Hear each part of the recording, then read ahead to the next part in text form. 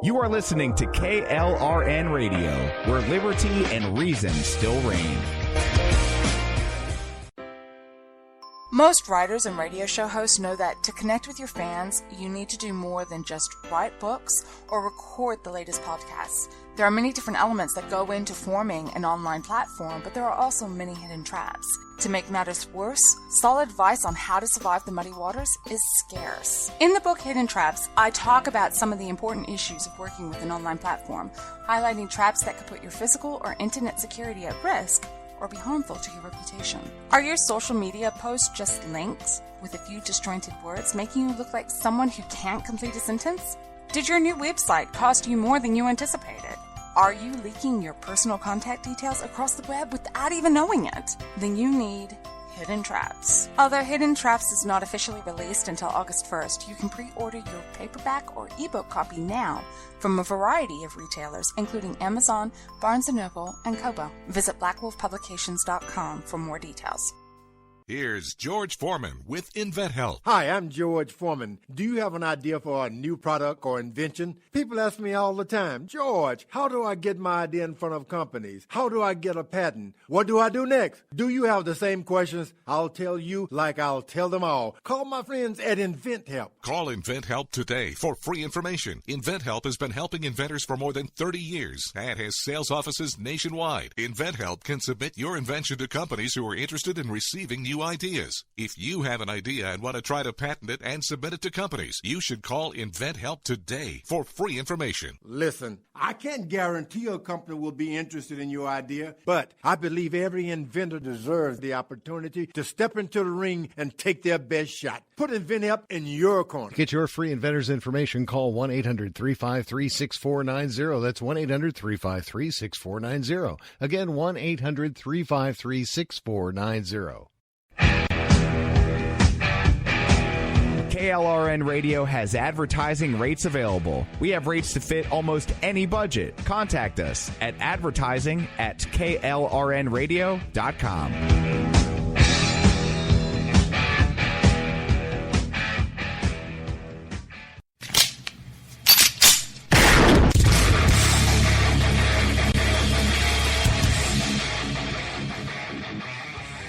This is Slickery Trigger for Rebel Road Tactical. With proper care and feeding, your pistol will be ready when you need it, there to save your life. Shouldn't your gear be that good? Whether you need a holster for comfortable everyday carry or a tough-as-nails holster for your next training course, Rebel Road Tactical has what you need. Check us out on the web at rebelroadtactical.com. Tired of paying outrageous prices for Viagra? Well, we have great news for you. Now you can finally get Viagra at huge discounts. Healthy Man allows you to save up to $500 on Viagra. Why pay U.S. pharmacy prices of $15 per pill or more when you can get Viagra for less than $3 a pill? Call today and get 40 Viagra pills for only $99. This can cost as much as $600 at your local pharmacy. You can't afford not to call us. If you want Viagra at the lowest prices, never pay $15 a pill pharmacy prices again. Get Viagra for less than $3 a pill. Call 1-800-516-7602 today and save up to $500 and get 40 pills for just $99. Healthy Man is fast, easy, and affordable. Operators are waiting at 1-800-516-7602 to take your call right now. Call 1-800-516-7602. That's 1-800-516-7602. Again, 1-800-516-7602.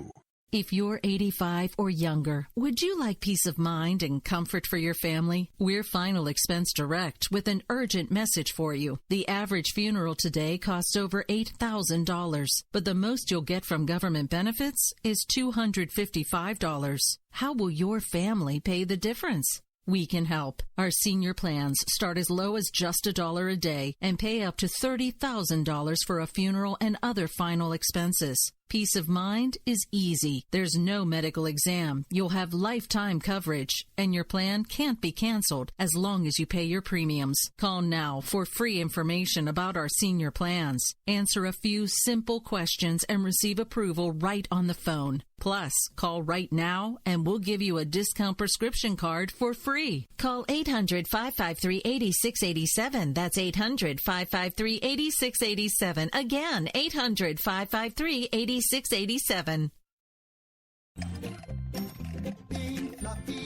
Corns dancing on rainbow.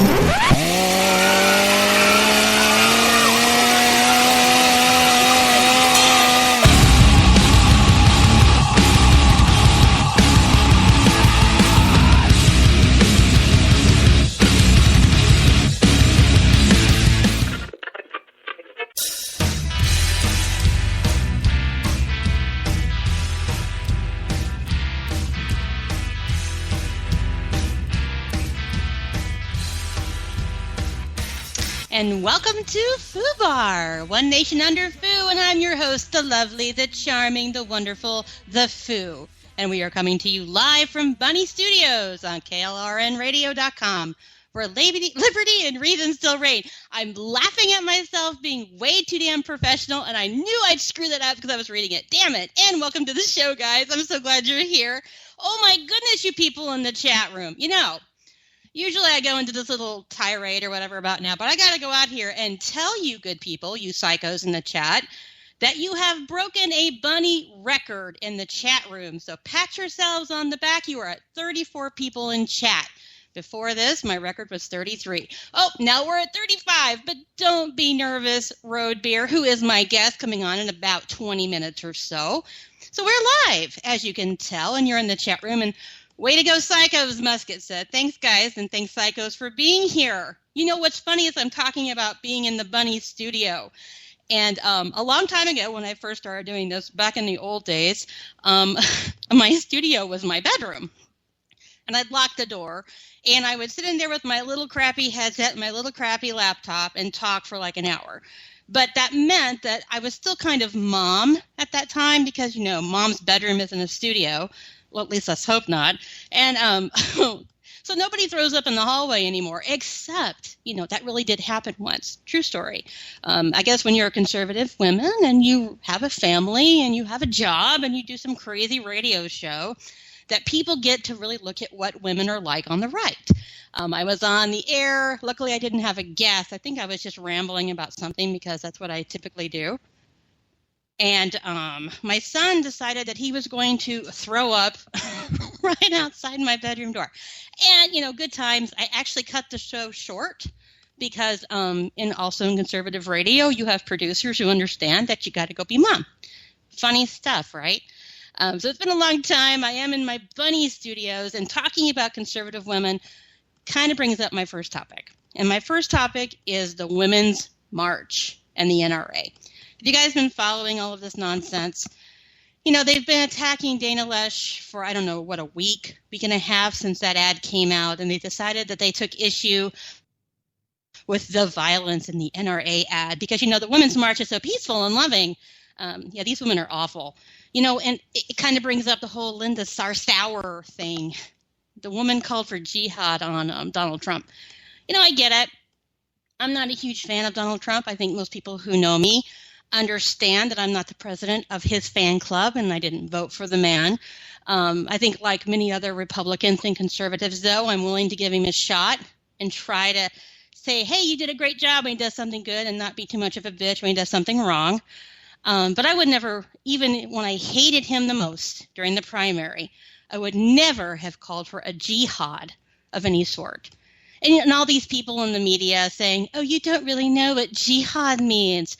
She didn't mean a totally violent thing. It's an internal struggle. Yeah, right. Sure it is. She knew exactly what she was doing, guys. She knew exactly how Americans would take that term. She knew what she was doing. She is nothing more than a high-level troll, just like the rest of the Women's March. Because what are they freaking protesting? What do women not have? Help me figure this out. Because I really think women in America have it better than women almost anywhere else in the world. You know, if they really want to work on women's issues, go to the Middle East. And that's what kills you about Linda Sarsour. She knows how absolutely horrid women have it in the Middle East. And she wants to bring that crap here with Sharia. What was the tweet she talked about when she said, hey, we don't have any credit card debt because the government pays that for us. No, we can't drive a car, but we don't have any debt. Yay. What was the other thing? It was also like all these paid weeks of maternity leave, because how many of these women in the Middle East have jobs, right? I'm sure the government's happy to pay them a ton of money to be baby machines because that's how they see them. But that's somehow empowerment for Linda to come over to the United States of America and lecture us about what it means to be a woman, what it means to be empowered. She makes me nuts. And now she's whining because people are pissed at her for calling for a jihad on the president. She's on social media crying about how people are threatening her family and how she has it so awful and she's going to sue people and make them pay. I'm just like, lady, get a grip. Who do you think you are? But, she's indicative of that mindset on the left, that mindset that cost them the election. Because it wasn't that Donald Trump he just wasn't this great of a candidate. It's that Hillary Clinton was just that bad and their ideas were even worse. And she is indicative of that. And so is the Women's March. They make me insane. I think there are a lot of conservative women out there. And next week on the show, I'm going to have two misfits on the show. Mo and JR are going to come on from the Misfits. We're going to talk about conservative women issues on that show, so I won't go too far this show. But I got to tell you, it is irritating as hell watching these women talk about how they think they understand what we want, what our rights are, that we have different rights than men. It is beyond irritating, and it is beyond insulting. And Linda wonders why we get so mad at her. The thing that was really the worst, well, in my mind, there was a tweet today that they were talking about. They're accusing the NRA of deliberately creating violence between white people and black people, and basically saying that the NRA was scaring white people so bad that they needed to have guns to protect themselves from the evil, scary black people. And like most of us know, the NRA was founded for what? To help protect recently freed slaves. It was all about how can we protect these people from the frickin' Democrats. It's always been about Democrats trying to hurt the little person, trying to own the little person. And they don't get it. And now they try and lecture the right about these things, about racism, about sexism, about all these things that they're guilty of. They always say people project their own behavior. Like if someone's really paranoid that you're going to cheat on them, they're cheating on you or whatever. And I think that's what we're seeing with the Democrats, is they are super paranoid that we're going to do what they've been doing. And so they accuse us of it. That, and they think people are really stupid. I think we all know that. Their whole idea around human nature is that we're all just too stupid to figure out what we can do for ourselves. And so what they do is they go out and they make laws and they build government because they don't think we can take care of ourselves. And they want the government to tell us how to think and how to live because they know best. And they make me crazy. And I know I get on this tangent because I've been reading this crap all day. And I've been writing about Linda Sarsour, and I've been following her for a few months. And the woman is awful. Any woman who would go out and support female genital mutilation because it's part of her faith and then want to take away the vaginas of women who disagree with her has no business out there talking about women's rights. Period. The end. Oh, my God. And I have a note here to myself. I do make myself notes, guys, because I don't want to get off on some tangent, which I do every time, so it doesn't really matter. But I have a note on here to myself also about Hillary Clinton and her Nasty Women t-shirt that she and Samantha Bee are, I guess, selling to help raise money for Planned Parenthood. Which on one hand, I'm totally cool with because that's how it's supposed to work, right?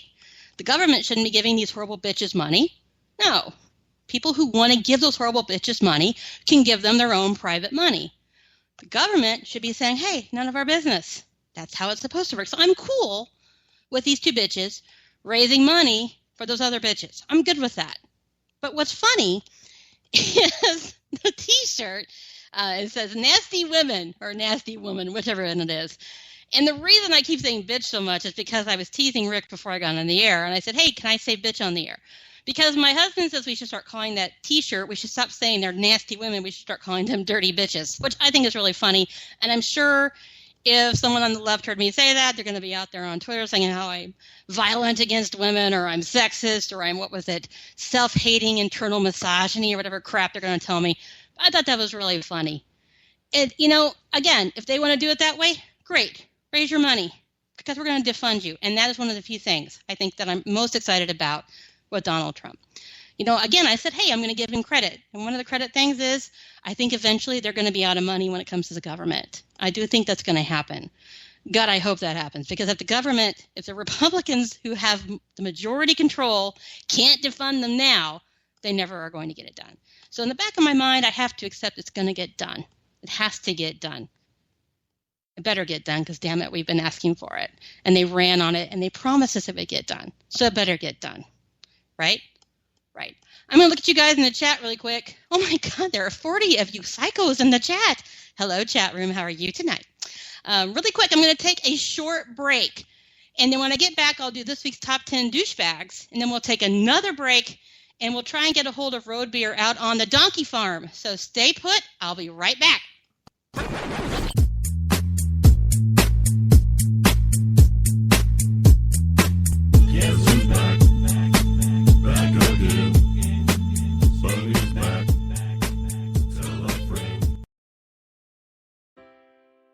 Most writers and radio show hosts know that to connect with your fans, you need to do more than just write books or record the latest podcasts. There are many different elements that go into forming an online platform, but there are also many hidden traps. To make matters worse, solid advice on how to survive the muddy waters is scarce. In the book Hidden Traps, I talk about some of the important issues of working with an online platform, highlighting traps that could put your physical or internet security at risk or be harmful to your reputation. Are your social media posts just links with a few disjointed words, making you look like someone who can't complete a sentence? Did your new website cost you more than you anticipated? Are you leaking your personal contact details across the web without even knowing it? Then you need Hidden Traps. Although Hidden Traps is not officially released until August 1st, you can pre-order your paperback or ebook copy now from a variety of retailers, including Amazon, Barnes & Noble, and Kobo. Visit blackwolfpublications.com for more details.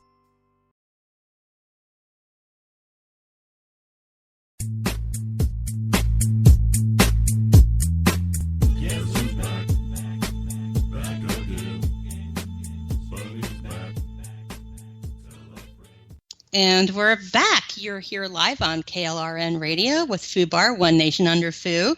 And we've been talking about bitches. And now we're going to talk about douchebags. And thank you in the chat room, whoever said from bitches to douchebags. That was really funny. You gave me a great line to come back into. If you're not familiar with the FOOBAR show, shame on you. But if you're not, every week we do what's called the top 10 douchebags. And what this basically is we go out into social media and we ask people who follow me or the show or who follow people who follow me who they think we should nominate as top 10 douchebags. And typically what this also does is it gives people who listen to the show an opportunity to be part of the show. Plus, it makes my job a hell of a lot easier. And we all know it's all about me. So this week, I have 10 good ones. Are you guys ready? We really do. Rick, we need an effect there, like some top 10 douchebags of the week or something. Okay, anyway, number 10 is Chelsea Manning. Oh, guys, suddenly Chelsea Manning is an economic wizard. Have you guys seen her, him, it, whatever? Have you seen them on Twitter talking about taxes, that rich people need to pay more taxes, even though they pay 90% of all federal taxes, they need to pay more, and that somehow we're all slaves being forced to work in this, wage labor prison camp, or I don't know. She's nuts. He's nuts, whatever. It's nuts. I don't know if, I guess when you have committed treason against your country and decide you're going to be a chick when you've been a dude, somehow that also makes you an economic expert. I don't know these things. Funny side note, I did actually write about Ben Shapiro just destroyed Chelsea Manning on basically said, hey, you're a lunatic. And I wrote about that because I love covering Shapiro, and Chelsea Manning retweeted the story. So, yeah, that was one of the highlights of my week. Yay! And Chelsea Manning, you're a douchebag at number 10. Number 9 is Krispy Kreme Chris Christie. Say that 5 times fast. Chris Christie keeps making the list. If he's not sitting on a beach getting photographed and getting photoshopped in hysterical memes, he's screwing up radio interviews and acting like a complete buffoon, not to mention he's got horrible, horrible approving ratings in his state. I think since he sold his political soul back in 2016, people have just kind of lost respect for him, and I think it's eating away at him. The person who nominated Krispy Kreme, Chris Christie, didn't give me any explanation, but I thought, you know what? He deserves to be on the list at number 9. So he is a douchebag. Congratulations. At number 8 is the Women's March. Can you tell I'm ticked off at these people? Yeah, they made the list. And we talked about them for quite a bit at the beginning of the show, so I think you have a pretty good idea of why they're on the list at number 8. I think it's interesting to say a whole organization can be a douchebag, and they're really good at being a douchebag because they keep making the list in one way or another. For me, there's no explanation given, and I think I gave enough of one earlier, but I'll tell you this. Women's March would probably not like being called a douchebag, so make sure you let them know if you see them in social media that they made the douchebag list at number 8.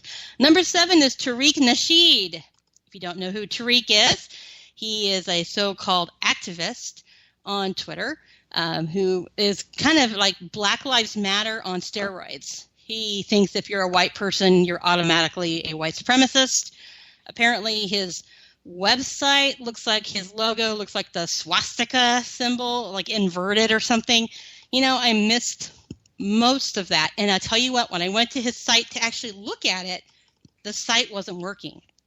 So I don't know if he got freaked out that people were angry at him for putting them on a list. Yeah, he started building this list of white supremacists, and there were people, and I can't remember the guy's name. I saw him on Twitter. He's like, "You're going to get me killed. Put me on this list, man. This isn't true." So he was just putting people on the list. So we put Tariq Nasheed on a list of douchebags at number 7. At number 6 is Joe Scarborough. Yeah, Joe. Morning, Joe. Joe's leaving the Republican Party, and boo frickin' who. Honestly, I kind of didn't even realize he was a Republican. I mean, you see it. Oh, he's a Republican. He left Donald Trump. No, he never came off to me as a Republican. I always thought that he was a liberal at the very least, or a progressive.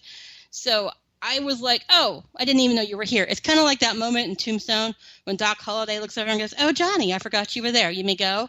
That's how I feel about Joe, and he's number 6 on this week's Top 10 Douchebags. From my producer sent me a message on the website for Tariq. He says, unconfirmed rumor is he was using the site to collect credit card info and he got popped for it. Oh, see, I don't know everything. So the website Tariq had up, the reason it might be gone is he was taking people's credit card information on it. Well, I'm not surprised by that at all. So he's a double douchebag. All right, and number 5 is John Podesta.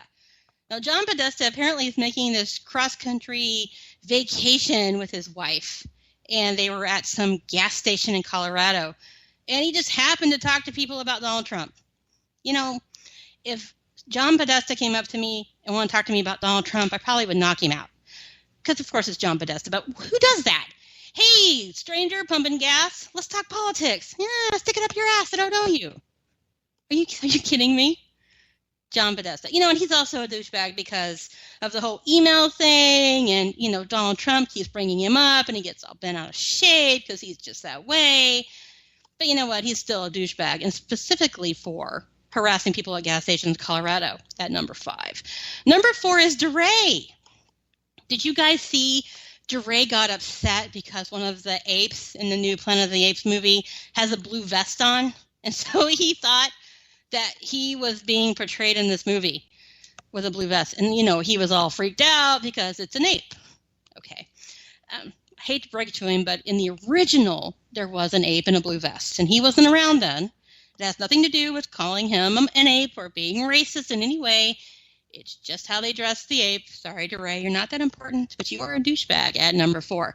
Number 3 is Linda Sarsauer, and I think we've talked plenty about why she's a douchebag. But let's make sure you let her know why she's a douchebag if you see her out in public, because she loves that. She loves getting feedback from people who disagree with her, and she's a big old douchebag at number 3. Number 2 is David Brooks.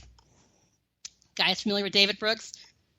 If you don't sit on Twitter all day and watch craziness, you may not know who David is. David decided that he was going to write an entire article about his friend. Now, this is important. His friend, who does not have a college degree. And apparently they went to this high-end sandwich shop. Stay with me. And the friend who didn't have a college degree got confused by all the fancy meat. confused and freaked out and worried and, oh my God, what do I order? And he felt so bad for her. And not only is she an uneducated friend, but it's a female friend. So embarrassed for her that they went to have Mexican food because she knows what tacos are. Who does that? I don't write that kind of crap about people I don't like. Okay, I might. That's not fair. I write a lot of mean things. But I would never pretend that I have a friend, because, David probably doesn't have a friend. But I would never say, hey, I took my really stupid friend to the sandwich shop, and she was so stupid because she doesn't have a college degree that she didn't know what this certain kind of bologna was, so we had to go have tacos. And I was sure as hell wouldn't write a column about it that everyone's going to read. What is wrong with these people? I think I find myself asking that question in my office by myself 4 or 5 times a day. What is wrong with you? How do you think that's appropriate? Really? What was funny, though, side note, was people in social media just took him apart. And my Twitter wife actually started a hashtag, make a sandwich scary, to kind of, humiliate David for his dumbassery. And there were some great sandwiches. I remember it. And social media ate him alive. And you know what, though? He won't learn a damn thing from it. He'll take that same dumb friend who probably doesn't exist and write about her again to prove that he's somehow superior because he's an insecure douchebag at number 2. At number 1 is the media in general. Now, I say this on the heels of what happened with Donald Trump Jr. yesterday.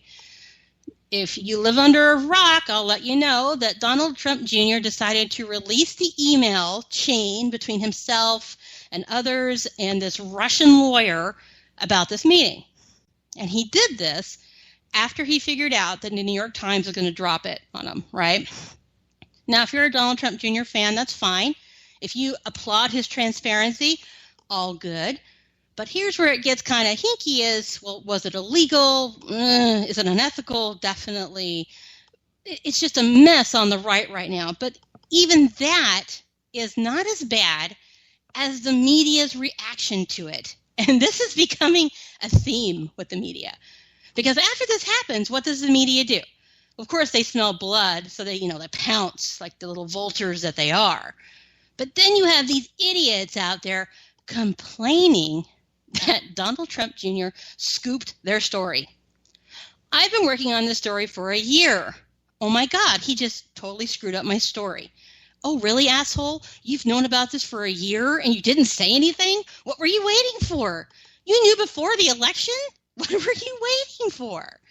There's an idiot from, I think, the New York Times who sat on Twitter and complained, and then other journalists were like, yeah, man, we're really sorry. We know you worked totally hard on that. We should send you some money for booze. This is the media, and they wonder why we hate them. Unbelievable to me that they are that self-centered, that they couldn't bother to report on what had happened. It was all about them and how Donald Trump Jr. scooped them. And that is why they are douchebags at number 1. And they probably will be douchebags at number 1 for a long time. I do have one honorable mention before we go to break, and that is the state of California. Now, I included that in this week's Top 10 Douchebags because no one's ever nominated an entire state before. Now, if you're familiar with California at all, you know there are several reasons why the state should be a douchebag. So I'm just going to leave it at that. They are an honorable mention. Congratulations, California. You're the first state to make the top 10 douchebag list. Okay, guys, we're going to take a shorter break or a longer break. I think this one's a little longer. When I get back, the one, the only, the Road Beer will be on live with me for his interview. So stay put and be good. I'll be right back.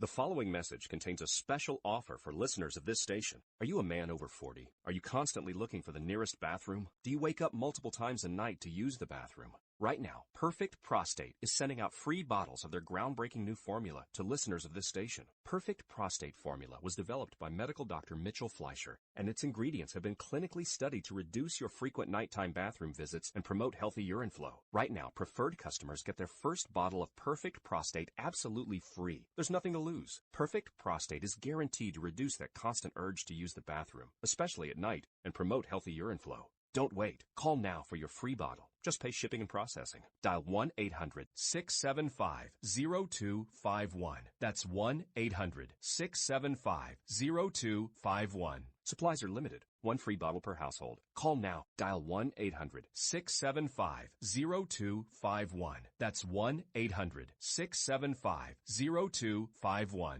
Tired of paying outrageous prices for Viagra? Well, we have great news for you. Now you can finally get Viagra at huge discounts. Healthy Man allows you to save up to $500 on Viagra. Why pay U.S. pharmacy prices of $15 per pill or more when you can get Viagra for less than $3 a pill? Call today and get 40 Viagra pills for only $99. This can cost as much as $600 at your local pharmacy. You can't afford not to call us. If you want Viagra at the lowest prices, never pay $15 a pill pharmacy prices again. Get Viagra for less than $3 a pill. Call 1-800-516-7602 today and save up to $500 and get 40 pills for just $99. Healthy Man is fast, easy, and affordable. Operators are waiting at 1-800-516-7602 to take your call right now. Call 1-800-516-7602. That's 1-800-516-7602. Again, 1-800-516-7602.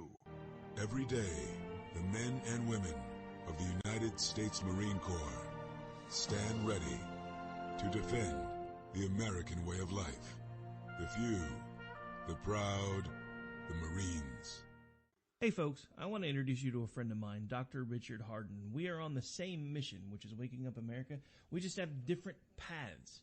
So stay tuned for some information on how you can keep up with Richard and all his work. Visit Richard's website at raharden.com. That's the World Wide Web at RAHARDIN.com. At his website, you can see a summary of the 6 books he has written, where purchases may be made. He also has a link to 18 videos on YouTube and several blogs about Christian beliefs.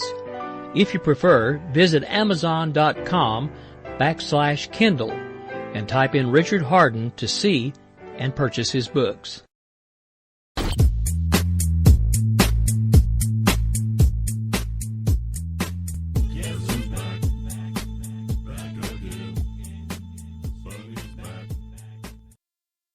And I'm back. Thanks for sitting through the break, you guys. We are live here on KLRN Radio. I am your host of Foo, and you are on FOOBAR, One Nation Under Foo. And on the line, I have my brother, my long-lost brother, RB. RB, are you there? Oh, hey, sis. Hey, bro. How are you? Oh, I'm great. Man, you had Austin Peterson, Alex Jones, Bill Clinton. I feel like I'm the Let's All Go to the Movie cartoon during the intermission.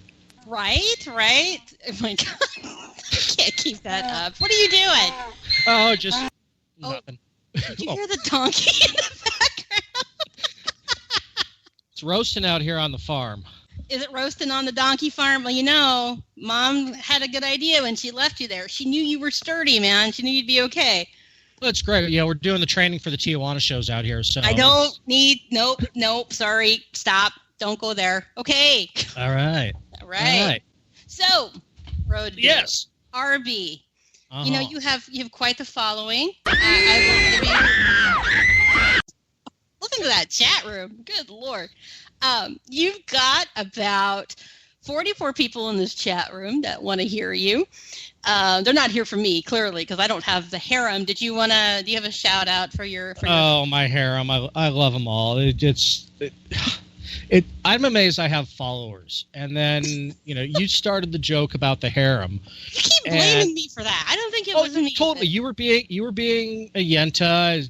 Why are you single? And then I'm like, because nobody likes me. And you mentioned a harem, and then it just kind of snowballed out. You're right. Okay, so I did feel sorry for you, and I was a yenta. So good. That's good. But you've got You clearly have this harem thing, so you better give a shout out to your harem and your roadies. Oh, the harem. I love you girls and guys. And then the roadies, Jessica, Dee, and Jenny, starting that account of my fan club that's just embarrasses the crap out of me, but I love them. So I think it's great. You know, I have a lot of followers, and I don't have a fan club. The fact that you have a fan club, and they are a devoted fan club, that says a lot, man. So, you know, you joke about having followers, and you joke about being alone, but you really have a pretty good following for some guy who started out in Gamergate.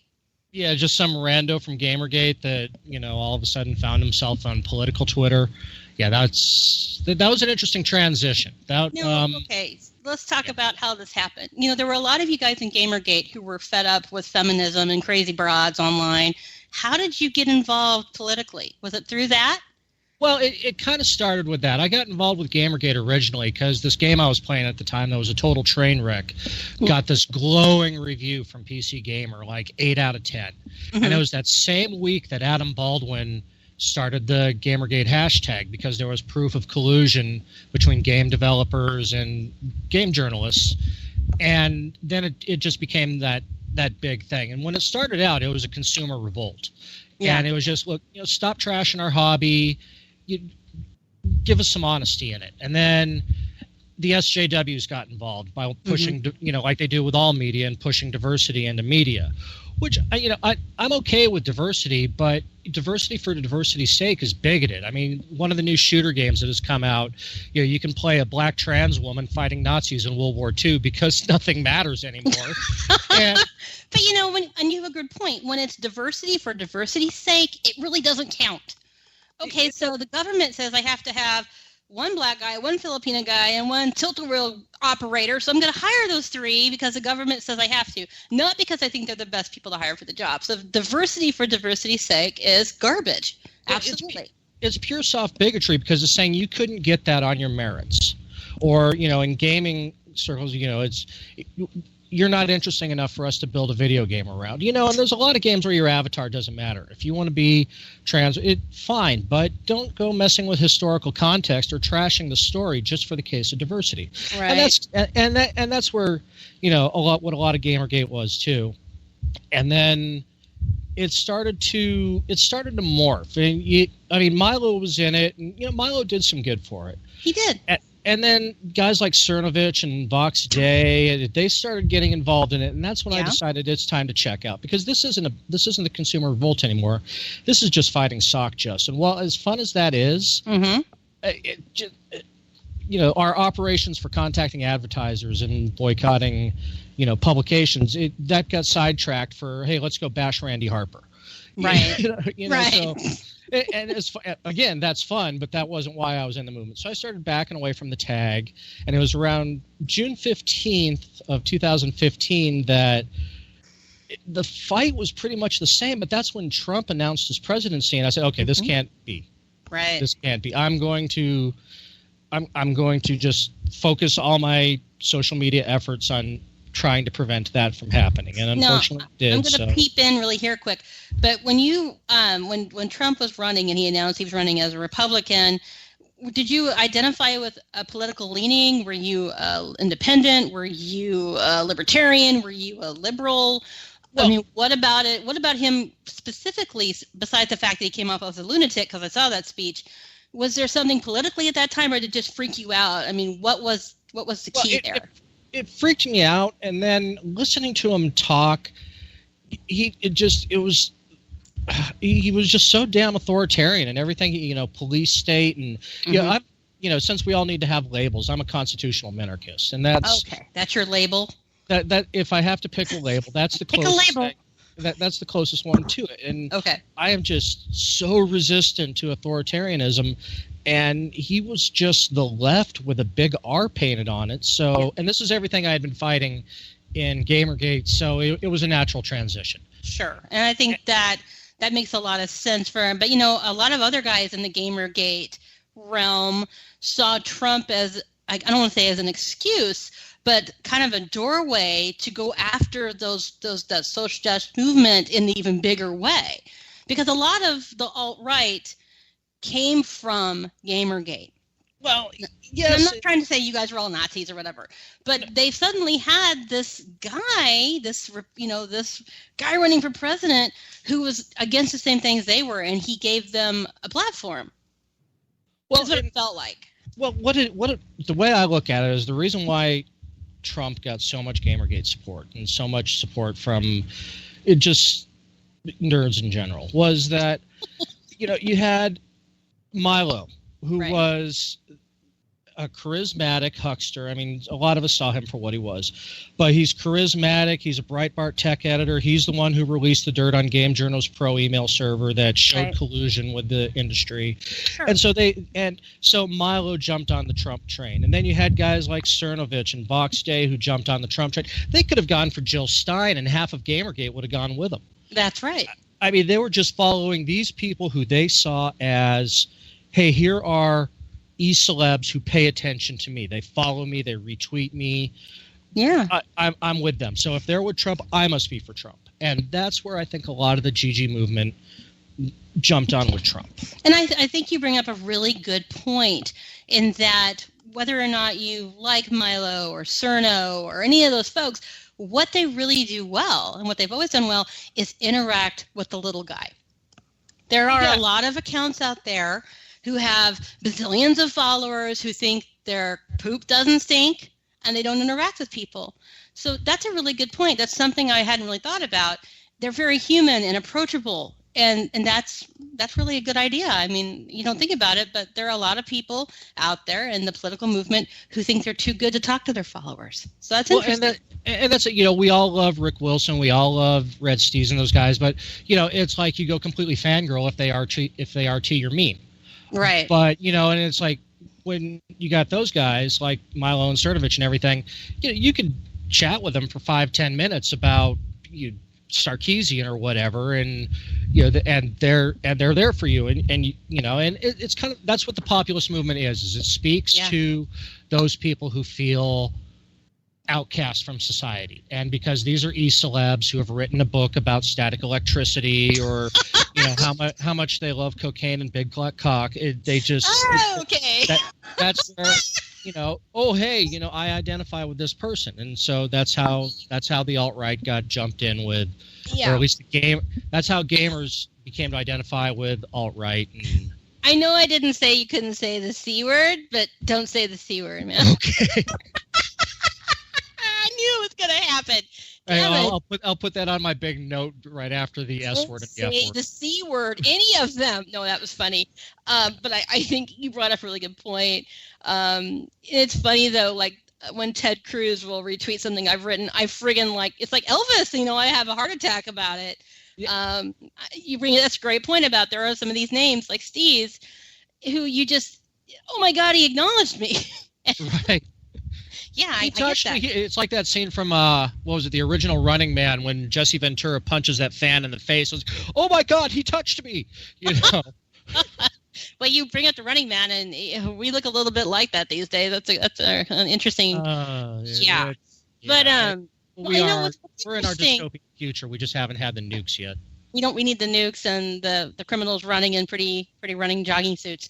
I don't honestly, and I don't remember how I came across you, but it feels like I've talked to you forever. And it also feels like if there's something out there, you're very fair. You're very unbiased in your political opinions.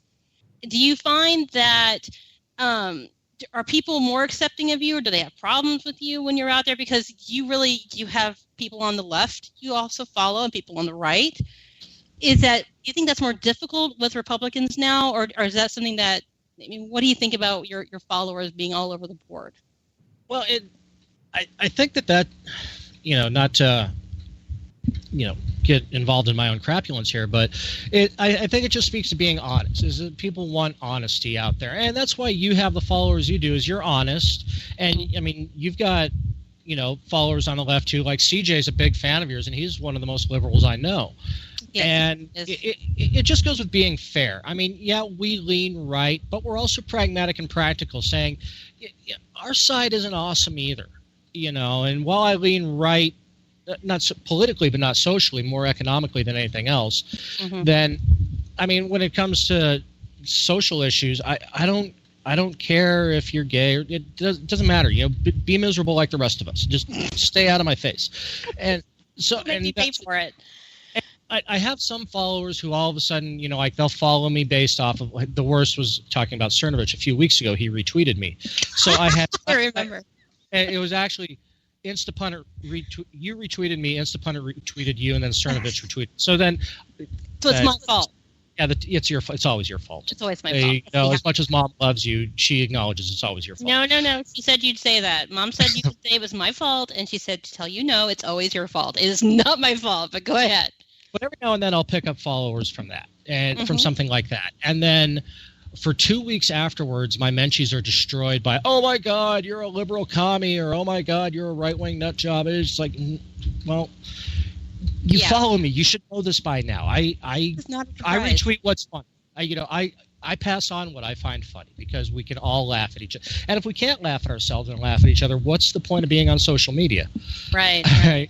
Well, what's interesting, and I don't know if this happened with you, but when the primaries are going on and I was so vocally anti-Trump, I had all these liberal people who started following me. And I'm like, you guys, I'm a conservative, just FYI. And I'm like, oh, whatever, you hate Trump. Yay, you're awesome. And then I started talking about gun issues, or I started talking about abortion, or, like talked about conservative things. And suddenly they were freaking out that I was a conservative. And I'm like, hey, I told you. And I have a lot of that. And I think that goes back to the idea of if we're just honest, none of it really matters. And I think the biggest piece of it is, I think all Americans kind of want the same things. We all want to be happy and safe and healthy and live our lives, but it's the how we do that gets us in fights. Well, exactly. It's most of everything boils down to it's how you get there. And Heineken had a great 3-minute commercial last year where they would put the two most polar opposite people in a room together where they had to build a bar and they had all the instructions and everything. And it's like, you had a trans and a steel worker and all these people who would not sit down and have a beer with each other. And then once they completed building the bar together, they served them both a Heineken, and then they realized, hey, we're not that different. They'd show them the interview of the other person and what their opinions were on gay marriage or whatever. And that basically, you're right. We're all inherently the same. It's just how we get there. We all want the same things. We all just want to be left alone. Well, I think for the most part that's true, but there are some people, and please, if you're a liberal in the chat, sorry, I think there are some people who don't want to be left alone because freedom is scary, and making choices you screw up, it's scary. There is risk in being free, and I think there are some people, and there are probably some people even on the right, who feel like someone needs to tell them what to do. And I think our biggest challenge is if you're an independent, or what did you say, a constitutional minarchist? Minarchist, yeah. The minarchy, that's the night watchman state. That's where the government just handles military, treaties, judges, police, and fire. And you'll get ANCAPs who think that, well, all of that can be handled by, the private industry. Right. Yes, it can, but these are not things that I want to trust to the highest bidder. All of a sudden, I don't want to find my military skating to the other country because they kicked him in a couple extra bill. Sure. So you're just like, those are the things. Otherwise, would you consider yourself an anarchist? If I'm going to give you a label. Yeah, minarchy it's in the tent of anarchy, which is in the tent of libertarian. But libertarian, they're courting the ANCOMs now. Anarcho-communists and anarcho-socialists to broaden their numbers, and that's what Gary Johnson was basically trying to appeal to on the stump. And it's in my side. We look more at Austin Peterson. I know a lot of people are disappointed that he went GOP, and rather than libertarian. Well, I've heard some rumblings, and my thing is that I understand for the practical nature of it that the LP isn't going to give him money. He's not going to be able, and I saw just before I came on, he was 1,500 away from getting his 100K to run against McCaskill, and so that's kind of like, I don't think the GOP would have given him that money, and he's going up against or the LP would have given him that money, and he's going up against a GOP candidate too, which this is why I'm like, I don't know if that was a good idea, but I understand pragmatically why he did it. I think it makes sense, and it was interesting. Right after the LP decided that they were going to pick Johnson and Weld, it was like stoner and gun guy, anti-gun guy, that I was furious because the Libertarian Party was like my last hope because I was already lost with Republicans. I needed someone, and I knew Peterson was a constitutional guy. And I remember it was right after, and I'm so subtle in social media, and I was kind of throwing a fit, and I said, what were you thinking? Why would you do this? And I had a Libertarian. I think you were live tweeting the convention. We may have been, but I was really pissed, and I went after it. I said, what are you thinking? And this guy said, we don't want you conservatives taking over our party. Yeah, I remember we had that conversation in Big Guns. You and I were talking about that because I showed you that tweet from somebody at LP National. Yeah, it was infuriating to hear that from, hey, you guys really had a chance here with Peterson, who I got to interview 2 weeks ago, and he was so rad. But anyway, I know you so fangirled on that. I so fangirled. I'm such a fangirl. Austin Peterson is like political hotness, like next to Justin Amash. Those guys, yum. But it was so frustrating because there was finally an opportunity to really make a movement. And they didn't. So when I heard that Austin was going to go GOP, I was like, hell yeah. Finally, he's going to key into a group that can support him. But he is going up against a biggie who's been in place a long time. Mm-hmm. And so it's going to be interesting. But I think talking to him, he sounds a lot like you. And that economically he leans right. But socially it's kind of like, well, none of my business. That's who he is, and he's a statesman. I think that will speak to a lot of people. I think so too. I think that some elements in his past might hurt him, but it's especially since Napolitano came out as a truther. That's just kind of please disassociate yourself from him. But so I wish him the best, and I hope that he can get in with those GOP guys like Amash and Lee and. I'll begrudgingly say Cruz, and try to take the party back. Cruz is a good cat. There are things about him that I'm like, oh, don't do that. Why did you say that? No, please don't do that. But there are things about him that are also political hotness. I wouldn't say Austin Peterson, Justin Amash hotness, but there's something about Cruz that he's willing to kind of be, put his foot in there and say, hey, F off. Now, when he came out and he supported Trump, even though Trump had basically said his dad helped kill JFK and he dragged his wife, why did you do that? No. But we need him. Acknowledge we're in a post-factual world before you jump into the ship, we need him, and we need Lee, and we need Rand, and we need these guys who are willing to say no from the right. Right. Because what's going on is just more big government progressive BS, and even if it's a Republican, it's the same deal. Right. I mean, you can still be a progressive and be a Republican. I mean, it's the GOP and the DNC right now. It's just slow boat or fast boat. What's going to get you to the same status destination? Right. And you got guys like, you got those other guys who are jumping off the ship, but they're still getting towed in the rowboat behind them. So. Oh, dude. Okay, I've got people in the chat. I got to ask you a couple questions. All right. One person wants to know, so what's up with those lewds? That's Art Vandelay. Never get enough of them. Never get enough. And by enough, I mean any. So he's saying send lewds. Okay. Yeah, I don't have any to share. All right, and then let's see. I'm going through here. I'm lost. There were so many questions, and your chat just blows up with everybody trying to get in a question right now. They are. Well, I know some of your harem and your roadies were asking me to ask you about your preference of hair color. Well, it. I don't know why. There's no safe way for me to answer that. I mean, I've made my affinity for gingers known, but everything after that is case by case. No bunny leaves. It's like I said around New Year's. I am exclusively dating redheaded Asians because, as if my options weren't limited enough, I'm going to just hyper focus on that, so that way my celibacy seems self-imposed. Self-imposed, yeah, that works for me. Paul, thank you. I'm just reading through the chat. People are they've lost their minds. I guess the main reason to have you on, besides to kind of keep pushing this idea that you're my brother, right, is so people can have a chance to hear the guy behind the tank. Right. And I guess I can give you, what do you want people to take away from your brief moment on the show tonight, besides lewds and the donkey farm? I'm going to put you on the spot. Be honest with yourselves. I mean, just, when you see something, just say, is that really worth retweeting? Because I see so many people I follow and so many people whose opinions I respect retweeting Jack Prilosek or Senator Cernovich. It's just like, just because you hate Hillary, that was 6 months ago. That's over. We're done with that. Let her die in peace. Yeah. And just focus on what's wrong with us now. Fix us. Fix our side, air quotes, side of it. And just... that's all I'm trying to do. I'm trying to make people laugh at our own absurdity. And I think you're doing a good job of that. Let's see. Freedom Reconnection wants to know if you can make someone Asian. I said no. Then this person sent you a photo. You should look at this picture of a ginger Asian gentleman in the chat room. No. Yeah, no. You're missing out. Hey. But that is kind of similar to my beard, but make it salt and pepper.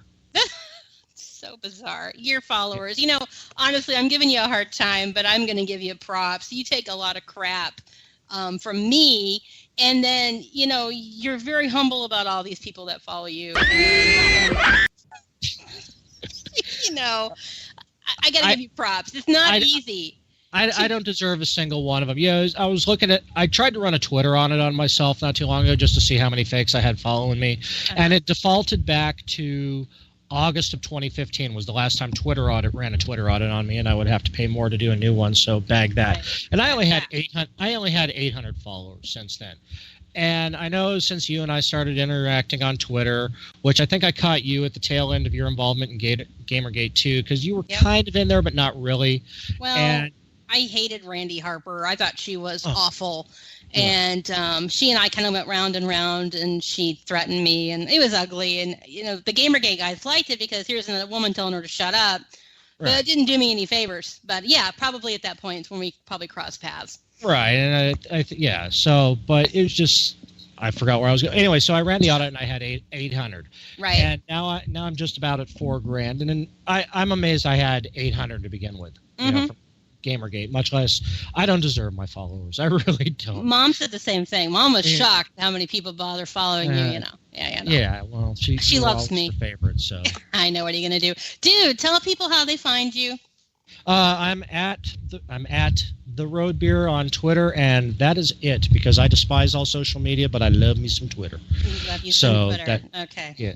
I think Twitter loves you too. I can see that from my chat room. Okay. It tolerates me. We all tolerate you. Mom even said you'd say that. Okay, I'm going to let you go back to the donkeys. Thank you for coming on tonight. You're welcome, bro. Get out of here with that. All right, talk to you later. Thank you. Bye. Thank you. Oh, so there he was. You guys have all heard him. Yay! Now, before you go anywhere, stay put because next, Grouchy is talking to Musket and Southern Keeks. I would say Kim Ross. I always use the wrong name. They're going to do a whole show on pro-life, so stay put because it's going to be a fantastic show. You guys, hey, you roadies and you harem out there, I teased you so hard today, and you kept your sense of humor and you showed up. Thank you for being here on the Foo. It was so much fun seeing all of you in the chat. It has been such fun. I am always humbled that you make time for me, all of you who show up. Again, stay put and listen to Grouchy talk to Patriot and Kim. I'm going to say Kim Ross. I wasn't screw up her name. All right. Have a good night, you guys. I will be back next week with the Misfits talking conservative women. You take care. I'll talk to you then. Bye-bye.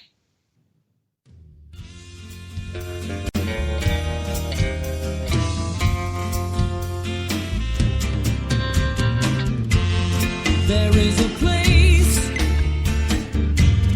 behind these eyes, behind this fractured smile, that's where you is.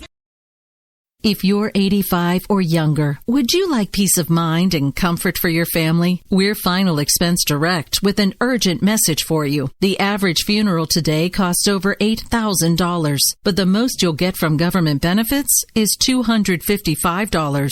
How will your family pay the difference? We can help. Our senior plans start as low as just $1 a day and pay up to $30,000 for a funeral and other final expenses. Peace of mind is easy. There's no medical exam. You'll have lifetime coverage, and your plan can't be canceled as long as you pay your premiums. Call now for free information about our senior plans. Answer a few simple questions and receive approval right on the phone. Plus, call right now and we'll give you a discount prescription card for free. Call 800-553-8687. That's 800-553-8687. Again, 800-553-8687.